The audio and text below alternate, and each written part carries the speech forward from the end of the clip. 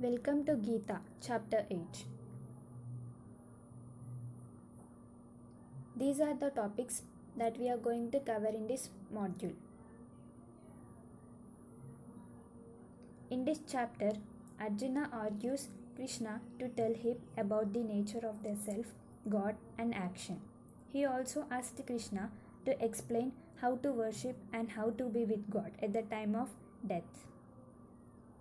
Sri Krishna began this topic by stating that our faith is determined by our thoughts about the time of death.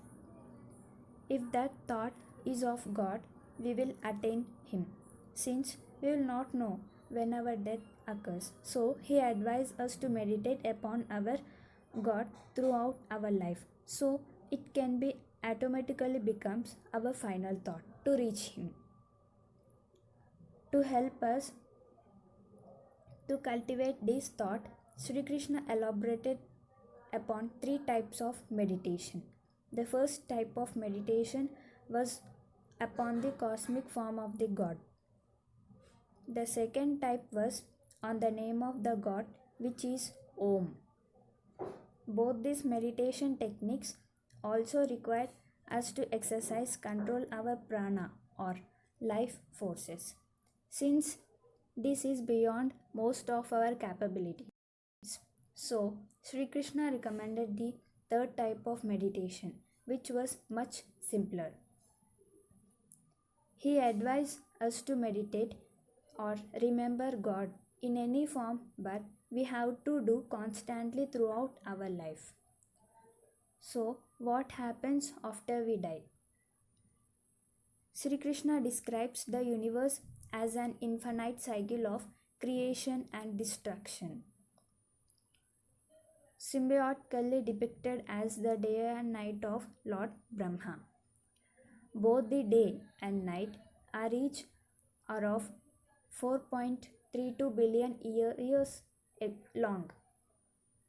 All the living and non-living beings become unmanifest at the end of each day of Lord Brahma. When Lord Brahma's night over, all these beings reappear. In other words, they freeze at the end of the day and refreeze at the start of the day. This continues indefinitely. Knowing this, our start is pitiful. We are entangled in his never-ending cycle of creation and destruction. Only the beings who make an effort to escape this never-ending cycle attain square. They suppress this cycle. The message of this chapter and Gita as a whole is to encourage us to move towards moksha or liberation. Towards the end of this chapter, Sri Krishna says the two paths, that is, a jiva, our soul, takes after death. The first path is the dark path, which is reached by those who have done some good deeds on this planet. They attain the moons abroad, that is heaven. But they return to this world and they reborn after exhausting the consequences of their actions. The brightest path is attained by those who have practiced devoted meditation on God in addition to perform good deeds. They attain the abode of Lord Brahma and remain there until its dissolution, when they are eventually liberated.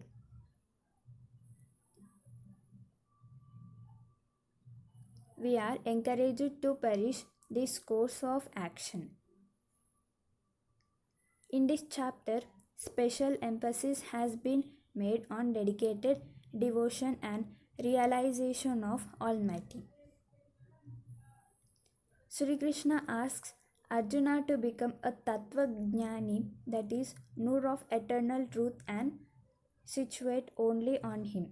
Does not get trapped by desires. This concludes the summary of Bhagavad Gita chapter 8. If you like this video, please like and subscribe to our channel. Thank you.